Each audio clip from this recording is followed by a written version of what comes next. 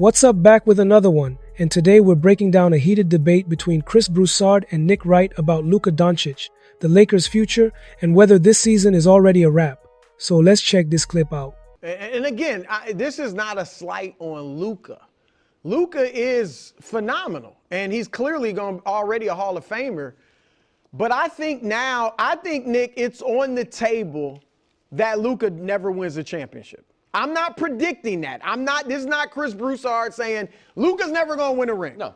But it is a year ago, I would have said there's no way he's not getting a championship in his career.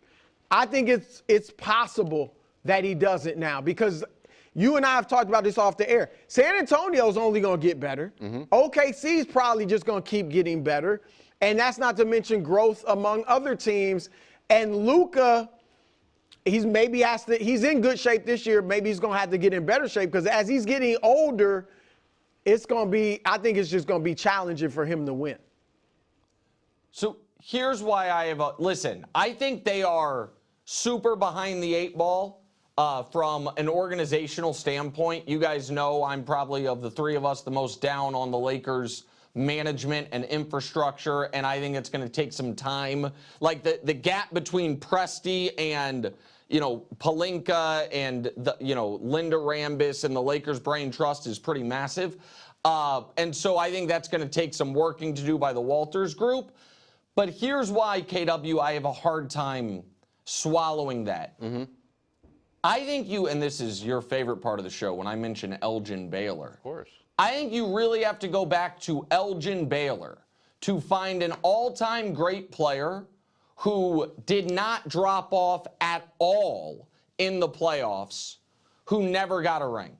Like, usually, like guys like Harden, Karl Malone, even Barkley to a degree, they weren't consistently quite as good in the postseason as they were in the regular season. The guys who are this caliber of player, who are consistently in the mix, peel one, even if it's the Dirk path where it looks like, man, they're never going to get one, and then bam, they do. So it would just be, there's not really a precedent for a guy who is this good statistically in the regular season, seemingly gets better in the playoffs, had early playoff success with the conference finals and the finals appearance under his belt in his first 5 years of his career. That guy's never going to win a championship. I think they're behind OKC and San Antonio, in the short term and long term, it feels. But it doesn't mean that you can't ever have a year where you get past them. All right, so this conversation gets real interesting, because it is not just about the Lakers struggling right now. It turns into a bigger question about Luka's entire legacy.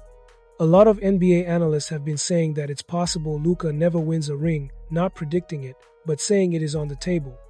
I buy that. At the same time, if we went back to that other graphic, you don't have to pull it up, Hubs, but this year's a wash, so this year's done. This is now, what is this year for him?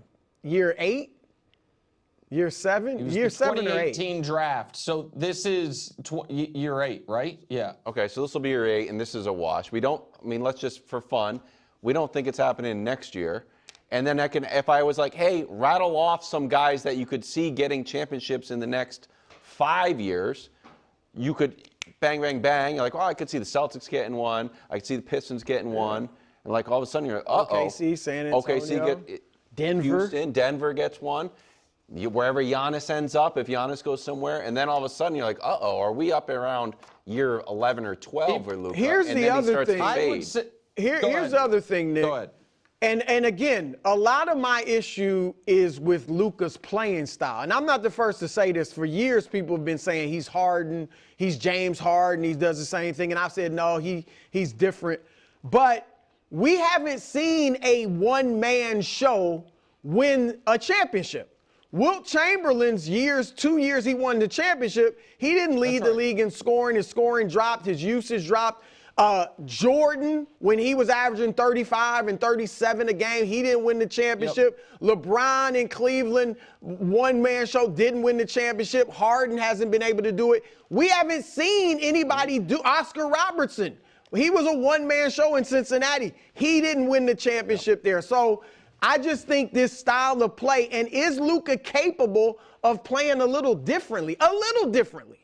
Just give me some action when you don't have the ball in your hands. Give me a little more effort defensively. He has to be ball dominant, and that one or two man teams where one or two guy creates everything for everybody generally get beat by 5-man teams when the talent is close. And so I think that's the challenge. What really stands out in this discussion is how honest and layered the conversation is about Luka Doncic and the Los Angeles Lakers. Chris Broussard makes it clear this is not an attack on Luka's talent because he calls him phenomenal and already on a Hall of Fame trajectory. The real concern is the situation around him. With teams like Oklahoma City and San Antonio improving and building strong foundations, the Western Conference is only getting tougher. That makes the margin for error smaller every single season. Nick Wright pushes back by pointing out that historically, players of Luka's caliber usually find a way to win at least one championship, especially when they elevate their game in the postseason. However, the conversation shifts to Luka's playing style.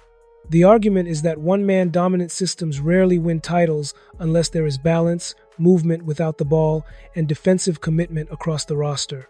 Make sure to drop a comment and like this video, and I'll see you in the next video.